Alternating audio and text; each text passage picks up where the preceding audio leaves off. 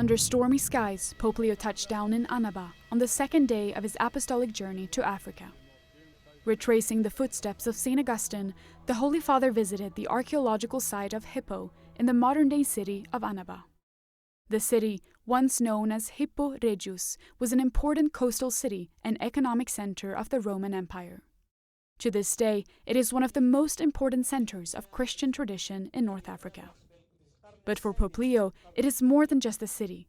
It is also the one-time home of St. Augustine, who served there as its bishop from around 396 until his death in 430 at the age of 75.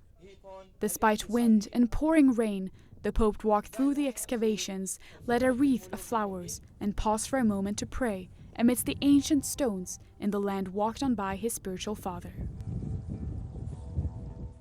The Pope then planted an olive tree while the choir from Annaba's Institute of Music sang hymns in Latin, Berber, and Arabic, based on texts by St. Augustine dedicated to peace and fraternity.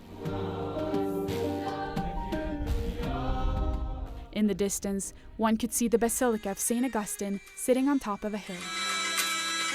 After visiting the archaeological site, the Pope visited several elderly people residing at Ma Maison Care Home for the Elderly, run by the Little Sisters of the Poor.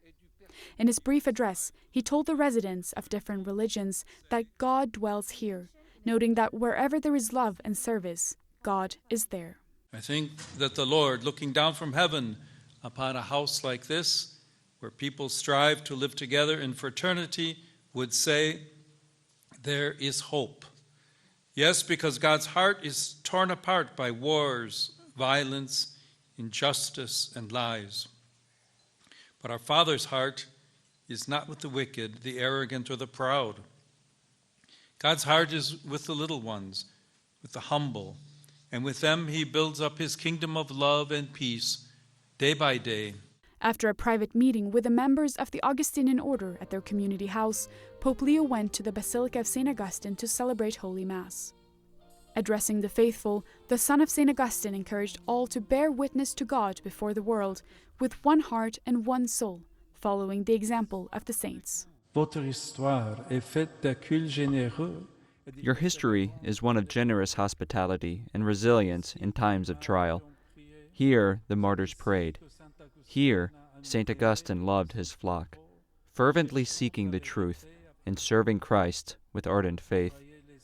Be heirs to this tradition, bearing witness through fraternal charity to the freedom of those born from above as a hope of salvation for the world. The Holy Father praised the country's Christians for their resilience and highlighted that their presence in their country is like incense, a glowing grain that spreads fragrance because it gives glory to the Lord and joy and comfort to so many brothers and sisters. Dearest Christians of Algeria, you remain a humble and faithful sign of Christ's love in this land.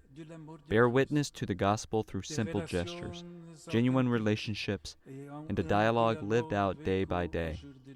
In this way, you bring flavor and light to the places where you live. The Mass was Pope Leo's last public event in Algeria. Tomorrow, he will travel to Cameroon. Bénédicte Cedergen for EWTN News Nightly.